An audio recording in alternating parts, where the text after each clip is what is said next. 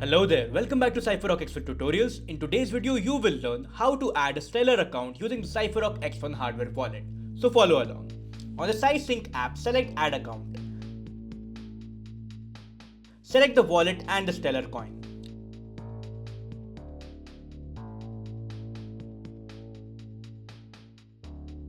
Verify the coin on the X1 vault.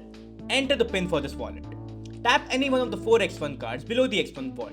The Stellar add account process takes a while, so wait for the process to get completed. Your accounts are being synced. If you already have Stellar in your wallet, it will be shown here. Since this is a new wallet, add a new account. Your accounts have been added successfully.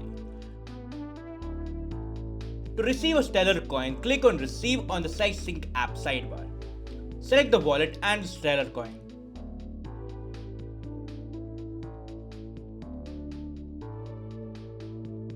Verify the coin on the X1 vault.